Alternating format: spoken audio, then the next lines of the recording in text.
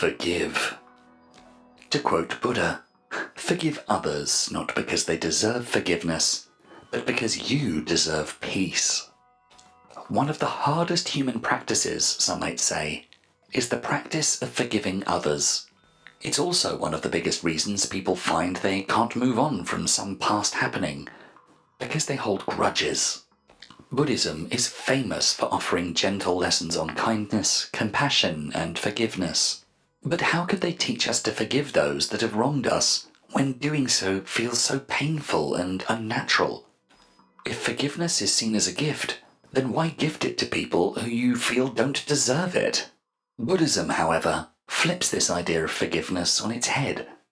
It's wrong to think of forgiveness as something you do for the person you're forgiving.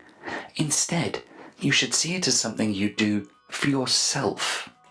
Forgiving others is the hardest to do when you care a lot about what you're supposed to be forgiving them for. If you didn't care, forgiving them wouldn't be that hard. So when you don't forgive people for what they've done to you, you implicitly state that this wrongdoing is something that still haunts you. In other words, you're tied to the past. Without the ability to forgive, we wallow in past hurt and pain. It prevents us from living in the present. It occupies us with what we can't change and prevents us from moving on and growing. A Buddhist story describes two men meeting, one of which had been wrongfully imprisoned for years. The other man asks him if he's forgiven his captors since becoming free. The man says no, never. The former man then says, "Then you're not free at all, but still imprisoned." Think back to the concept of anatta, our ever-changing self. This goes for others as well. The person we blame for our pain is no longer there, and instead some new version of them has appeared. They were, and still are, as incomplete as we ourselves are. They have more to learn and need more room to grow.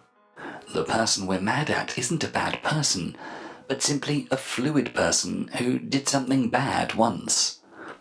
We can't view them as who they were forever. Just as we are insecure and make our mistakes, so too others. And so, everyone is forever reshaping themselves into something else.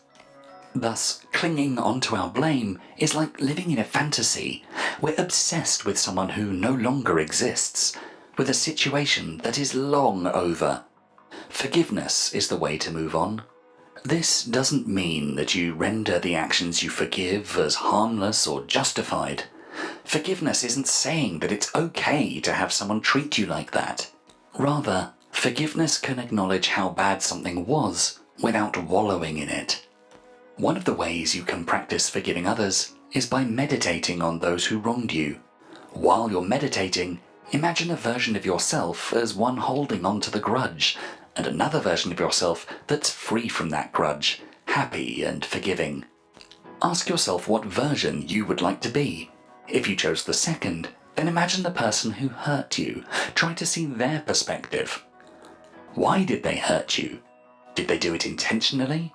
Why would they want to do that?